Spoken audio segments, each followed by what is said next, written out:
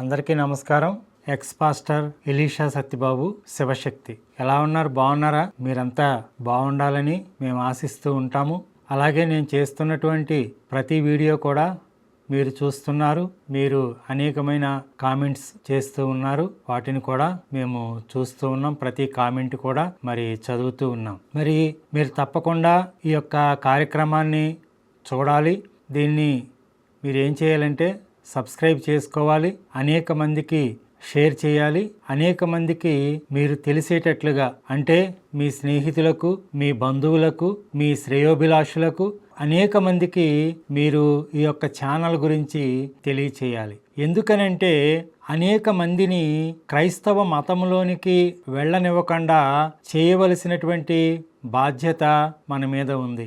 అనేక మంది క్రైస్తవులు హిందువులుగా ఉన్నటువంటి వారు క్రైస్తవులుగా మారిపోయినటువంటి వారు ఉన్నారు.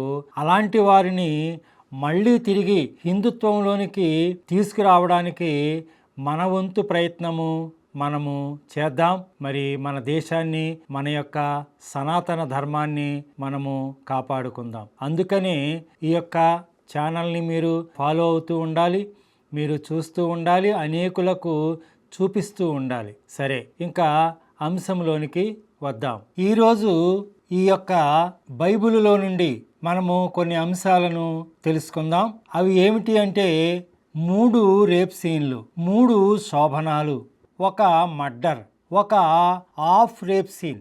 అంటే అది జరగనివ్వకుండా బైబిల్ దేవుడే ఆపేస్తాడనమాట ఆ యొక్క రేప్ సీన్. ఈ యొక్క అంశాలను ఈ యొక్క నల్లట్ట పుస్తకం, ఈ యొక్క బైబిల్లో నుండి మనము చూద్దాం. ఈ యొక్క 3 శోభనాలకే కూడా బైబిల్ దేవుడైనటువంటి యెహోవా పెద్దగా వ్యవహరించాడు. ఈ యొక్క 3 శోభనాలు ఏమిటి అంటే, ఒకటి ఆదాము అవ్వ శోభనం, రెండవది వదిని గారు మరిది గారు శోభనం, మూడవది మామగారు యోధ కోడలు తామారు వీళ్ళిద్దరే శోభనం. ఈ 3 శోభనాలు ముందు చూద్దాం. ఈ 3 శోభనాలు చూసే ముందు బైబిల్లో కొన్ని వచనాలు చదువుదాం. సామెతల గ్రంథము 15వ అధ్యాయము 3వ వచనములో ఏమని ఉంటుంది అంటే, యెహోవా కన్నులు ప్రతి స్థలములోనూ ఉన్నాయి, అవి మంచివారిని చెడ్డవారిని కూడా చూస్తున్నాయి అని అక్కడ వాక్యము రాయబడి ఉన్నది. క్రైస్తవులు అంటారు, మేము ఆరాధించేటటువంటి దేవుడు ఆయన చూసే దేవుడు, వినే దేవుడు, మాట్లాడే దేవుడు, ఆయన చాలా మంచి దేవుడు, ఆయన పరిశుద్ధ దేవుడు అంటారు. బైబిల్లో యెహోవా గురించి యెహోవా ఏమని రాయించుకున్నాడో, బైబిల్ రాసినటువంటి భక్తులు ఏమని రాశారో చూద్దాం. యోబు గ్రంథము 34వ అధ్యాయము 21వ వచనం, పేజీ నెంబరు 445. ఇక్కడ ఏమని ఉంటుంది అంటే, నరుల నడకలు ఆయన కనిపెట్టి చూస్తూ ఉన్నాడంట. ఎవరు? ఈ బైబిల్ దేవుడు యెహోవా కనిపెట్టి చూస్తూ ఉన్నాడంట. కీర్తనల గ్రంథము 11వ కీర్తన 4వ వచనములో, పేజీ నెంబరు 457, కన్నులారా చూసి పరిశీలన చేస్తూ ఉన్నాడంట. ఎవరు?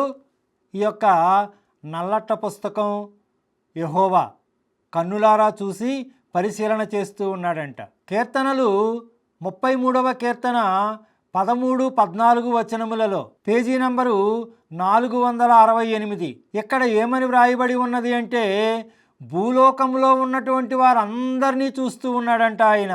ఎవరు? ఈ యొక్క బైబిల్ దేవుడు యెహోవా. యెహోవా ఏమంటాడంటే, నేను పరిశుద్ధుడను, మీరు కూడా పరిశుద్ధులై ఉండండి అంటాడు. ఆయన అలా చెప్తాడే కానీ ఆయన మాటలకే, ఆయన చేతలకే, ఆయన చూపులకి ఏమీ సంబంధం ఉండదు. ఆయన చెప్తాడే కానీ ఏమీ చేయడు. యెహోవాకి సెక్స్ అంటే చాలా ఇష్టం అండి. అందుకే దావీదు ఏమన్నాడో తెలుసా యెహోవా గురించి? కీర్తనలు 139వ కీర్తన 3వ వచనం, పేజీ నంబరు 525. దావీదు ఏమన్నాడంటే యెహోవా గురించి, నా నడక, నా పడక నువ్వు చూశావు అన్నాడు. యెహోవాకి సెక్స్ అన్నా, సెక్స్ చేసుకునే వాళ్ళన్నా చాలా ఇష్టం. సరే, ఇప్పుడు అసలు అంశంలోనికి వద్దాం. 3 శోభనాలు. మొదటి శోభనము ఎవరిది అంటే ఆదాము అవ్వలది. ఈ మొదటి శోభనాన్ని ఎవరు చేయించారు అంటే ఇంకెవరు, భూమిని ఆకాశమును కలుగజేసినటువంటి సాక్షాత్తు యెహోవా.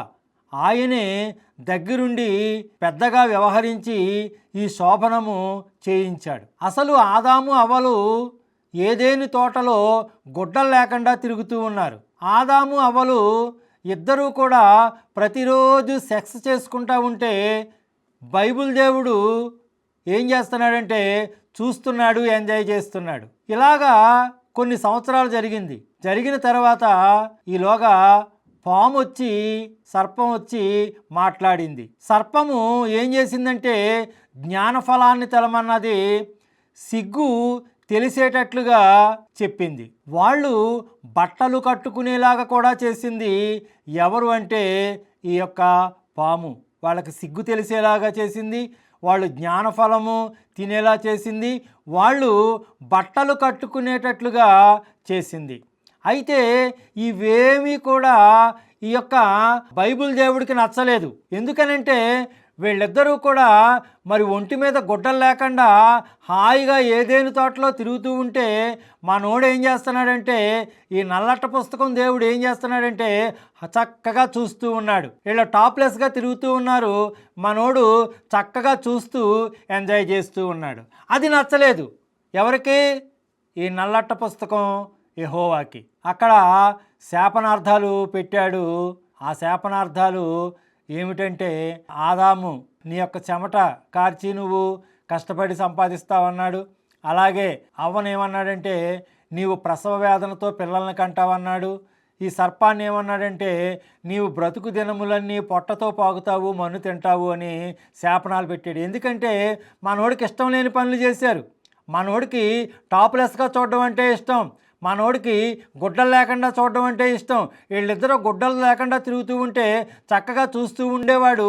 ఎప్పుడైతే ఈ యొక్క పాము వచ్చి ఆ జ్ఞానఫలాన్ని తినిపించి ఆ సిగ్గు తెలిసేలా చేసి ఆ బట్టలు కట్టుకునేలాగా చేసిందో మనోడు కోపం వచ్చేసి శాపనార్థాలు పెట్టాడు. ఆ 3 శాపనార్థాలు కూడా అవే. ఇది మొదటి శోభనం. ఇంకా రెండవ శోభనం. ఈ యొక్క శోభనం ఎవరిది అంటే వదిని గారిది, మరిది గారిది. వీళ్ళిద్దరికీ కలిపి చేయించారు శోభనం.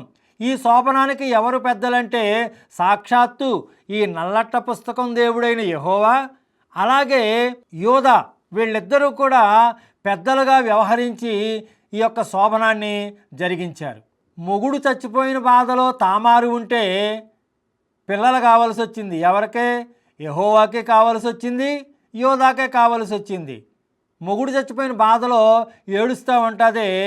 మరిది గారు ఓనానుతో శోభన కార్యక్రమం ఏర్పాటు చేస్తారు వీళ్ళిద్దరూ కలిసి. కావాలంటే వాక్యాన్ని చదువుకోండి. ఆదికాండము 38వ అధ్యాయము 6, 7, 8 వచనాలు చదివినట్లయితే మీకు తెలుస్తుంది. ఇంకా మూడవ శోభనం. ఒక శోభనం ఏమో ఆదాము అవ్వల శోభనం, రెండవ శోభనం ఏమో మరి తామారు ఓనాను అంటే వదిని గారు మరిది గారు శోభనం. ఇంకా మూడవ శోభనం ఎవరిది అంటే మామగారు కోడలది. ఈ మామగారు అయినటువంటి యోధ భార్య చచ్చిపోద్ది. భార్య చచ్చిపోతే ఈ యోధ ఏం చేస్తాడంటే అలా తిరుగుతూ ఉంటాడు.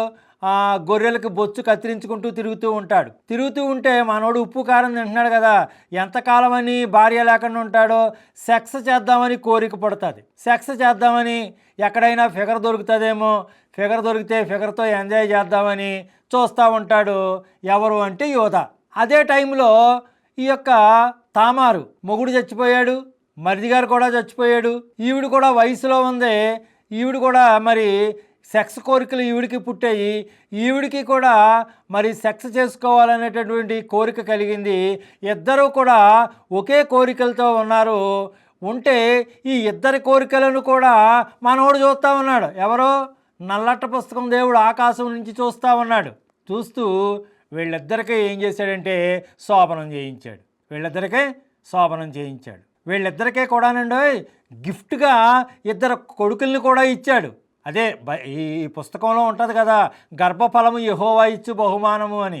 వీళ్ళిద్దరూ ఎవరు అంటే ఒకడి పేరు పెరేసు, ఇంకొకడి పేరు జరహు. ఈ యోధాకి తామారుకి పుట్టినటువంటి వాళ్ళే ఈ ఇద్దరు కుమారులు. ఈ యొక్క వంశములో నుండే బైబిల్ దేవుడు ఏం చేశాడంటే లోకరక్షకుణ్ణి ఈ భూలోకానికి పంపించాడని ఈ పుస్తకంలో రాయబడి ఉన్నది. యోధా గోత్రపు సింహం. యోధా గోత్రం ఎవరిదంటే యోధాది. ఆ యోధా గోత్రపు సింహం ఎక్కడి నుంచి వచ్చాడంటే ఈ యొక్క గోత్రములో నుండే వచ్చాడు. ఈ యొక్క మామగారికి కోడలికి పుట్టినటువంటి సంతానములో నుండే బయటికి వచ్చాడు. మీకు అనుమానంగా ఉంటే ఆదికాండము 38వ అధ్యాయం చదువుకోండి. మత్తయి సువార్త 1వ అధ్యాయము 3వ వచనాన్ని కూడా చదవండి. ఒకవేళ మీకు చదువు రాకపోతే మీ పాస్టర్ గారిని వెళ్ళి అడగండి. ఈ బైబిల్ని సంకలో పెట్టుకుని తిరక్కండి. ఈ సంకలో ఉన్న బైబిల్లో ఏముందో తెలుసుకోండి. 3 శోభనాలు చూసాం.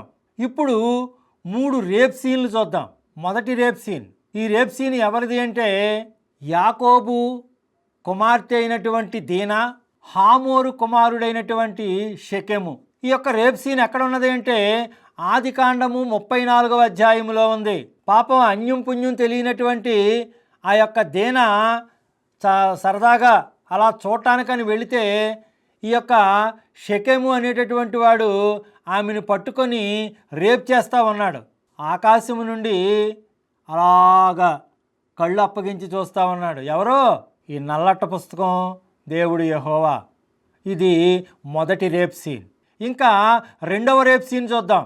ఈ రెండవ రేప్ సీన్ ఎవరిది అంటే బైబిల్ దేవుడైనటువంటి యెహోవాకి ఇష్టానుసారుడైనటువంటి మనుష్యుడు.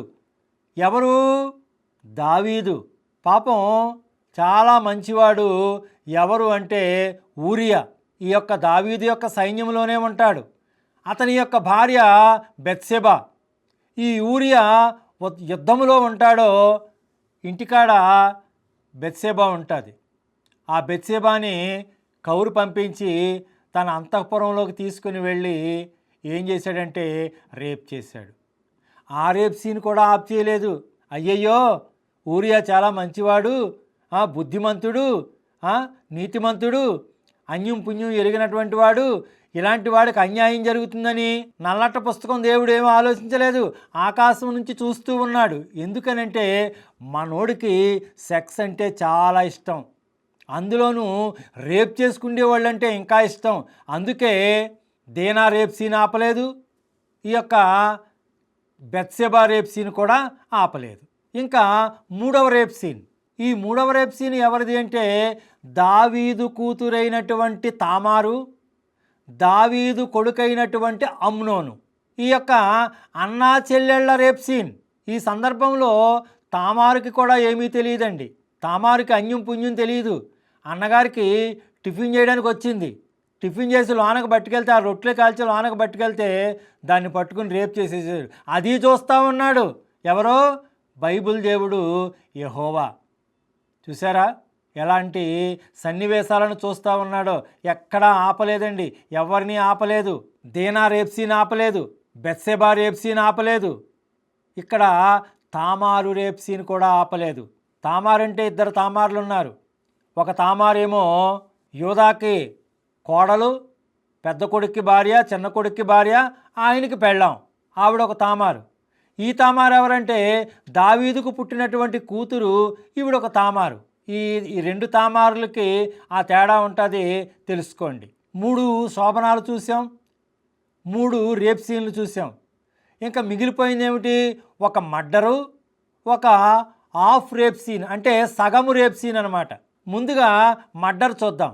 ఈ మర్డరు ఎవరు చేశారు అంటే సాక్షాత్తు భూమికి ఆకాశమునకు సృష్టికర్త అని చెప్పుకుంటున్నటువంటి ఈ యొక్క నల్లట్ట పుస్తకంలో రాయించుకున్నటువంటి యెహోవా చేశాడు ఈ మర్డర్. మర్డర్ అయిపోయింది ఎవరు అంటే ఓనాను. ఈ మర్డర్ సీన్ ఎలా ఉంటుందంటే చాలా విచిత్రంగా ఉంటుంది. ఈ యొక్క ఓనాను ఏం చేస్తాడంటే తన వదిన గారైనటువంటి తామారు చక్కగా ప్రతిరోజు కూడా ఎంజాయ్ చేస్తూ ఉంటాడు. ఎంజాయ్ చేస్తూ ఉండి వాడు లాస్ట్లో ఏం చేస్తాడంటే తన యొక్క రేతస్సు మంచం పక్కన వంపేస్తూ ఉంటాడు. మంచం మీదేమో ఎంజాయ్ చేస్తూ ఉంటాడు వదిన గారితో.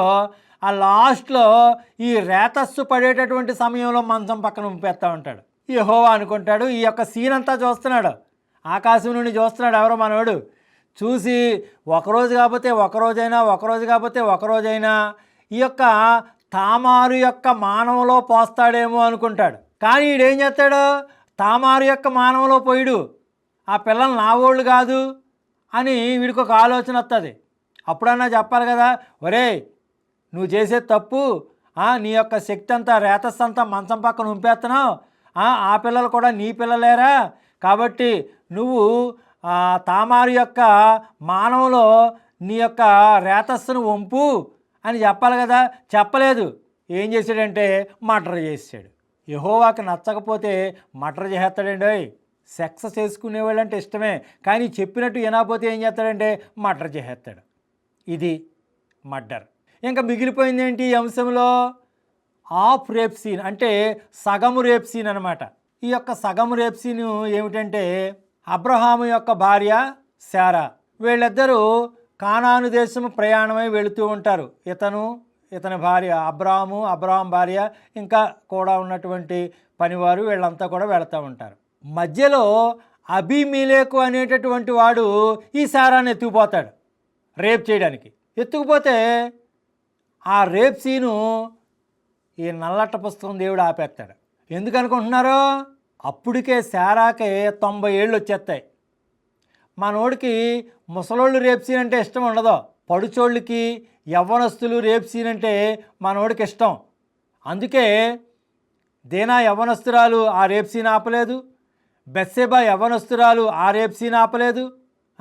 ఇంకొక రేప్ సీన్ ఎవరిది వింటున్నారా జాగ్రత్తగా, బైబిల్లో చూస్తూ ఉన్నారా? మూడవ రేప్ సీను ఎవరిది అంటే అన్నా చెల్లెళ్ళ రేప్ సీన్. అన్నా చెల్లెళ్ళ దావీదు కూతురు దావీదు కొడుకు రేప్ సీన్. ఇదేమో 90 సంవత్సరాలు వచ్చేసినాయి ఈవిడికి. ఎవరికే? శారాకి. ఆ రేప్ సీను ఆపేశాడు. యవ్వనస్తుల రేప్ సీన్ కాదు ఇది, ముసలోళ్ళ రేప్ సీన్ కదా అని ఆపేశాడు. కావాలంటే బైబిల్ చదువుకోండి, ఆదికాండము 20వ అధ్యాయము 6వ వచనంలో ఉంటుంది ఆ మాట. ఇదండి ఈనాటి అంశం. 3 రేప్ సీన్లు, 3 శోభనాలు, ఒక మర్డరు, ఒక హాఫ్ రేప్ సీన్. మరొక అంశంతో మళ్ళీ కలుసుకుందాం. అంతవరకు సెలవు. అందరికీ నమస్కారం. జై శ్రీరామ్. భారత్ మాతాకి జై.